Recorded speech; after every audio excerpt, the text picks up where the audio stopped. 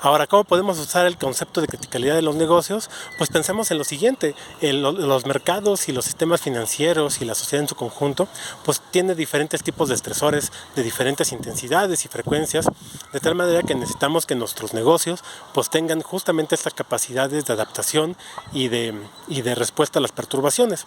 Como hemos dicho, justamente esta capacidad no solamente de sobrevivir, sino de beneficiarse de los estresores, de la volatilidad del tiempo, que llamamos antifragilidad, es máxima cuando estamos en criticalidad. Entonces eso nos debería decir que nuestros negocios deberían tener una buena dosis de, digamos, de estructuras que funcionan y de mantener, digamos, productos que están probados o de servicios que están probados, pero al mismo tiempo buscar un equilibrio con la innovación. Entonces, necesariamente necesitamos un buen balance entre estos procesos de orden y estos procesos de búsqueda de cosas nuevas. Esto, de hecho, se puede pensar de la siguiente manera. Pensemos que un empresario es una especie de animal forrajeador que se mueve en el espacio de recursos, no, en este caso no de alimento, sino de recursos, digamos, económicos, sociales y de capital humano, etcétera. Y entonces, ¿cuál será la mejor manera de buscar entre comillas alimento en un espacio de este estilo? Pues uno podría pensar que podría ser de manera completamente sistemática. Entonces podríamos armar una rejilla una rejilla homogénea con cuadritos e ir visitando los cuadritos de forma ordenada, o podremos hacer algo completamente aleatorio. Lo que sabemos digamos, del estudio de la ecología de los animales forrajeadores, y también lo que sabemos de primeros principios matemáticos y probabilísticos, es que ninguna de esas dos estrategias de búsqueda es la mejor. Que la estrategia de búsqueda, digamos, óptima y la mejor estrategia de búsqueda en ambientes complejos, en ambientes que no son ni completamente aleatorios ni completamente ordenados, como es el mundo real.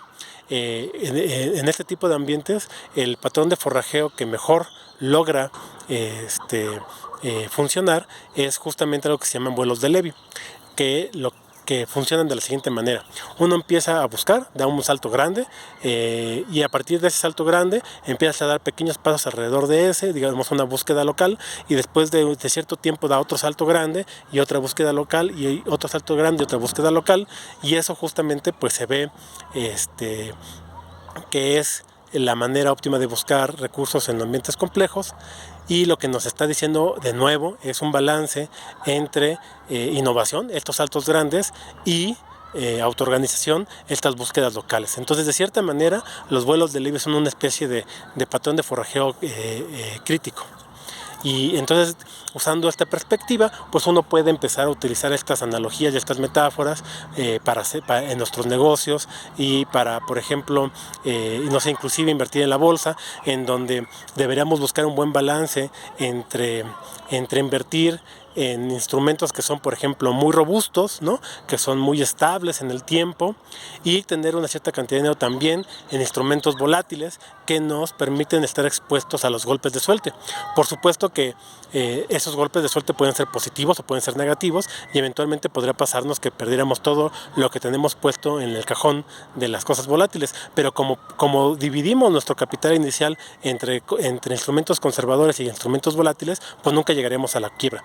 Esto es lo que Nassim Nicolás Taleb, el autor de la teoría de antifragilidad, llama una estrategia barbell. Normalmente estas estrategias barbell suelen, por ejemplo, ponerse en una cosa tipo Pareto, 80-20, en donde el 80% de tu dinero lo metes en instrumentos muy seguros y el 20% de tu dinero lo metes en instrumentos más bien volátiles. Podemos pensar lo mismo, por ejemplo, en términos de inversión en ciencia. Quieres invertir 80% de tus fondos de ciencia, digamos, en investigaciones que son relativamente probadas, que sabes que van a dar buenos resultados, pero si solamente haces eso, nunca vas a cambiar paradigmas. Necesitas necesariamente invertir cierta cantidad de tus recursos en algo que es riesgoso, que puede ser que dé o puede ser que no dé, pero cuando la tienes puede generar un cisne negro, un evento muy poco frecuente, que no se puede predecir, pero que tiene, digamos, implicaciones muy importantes para el sistema. Entonces, es sano que un sistema de financiamiento de la ciencia invierta algo de sus recursos, no todo, algo de sus recursos, una cantidad ni siquiera tan considerable, en investigaciones completamente, digamos, de frontera, yendo o tratando de fomentar esa creatividad y esos grandes saltos de cambio de paradigma en la ciencia.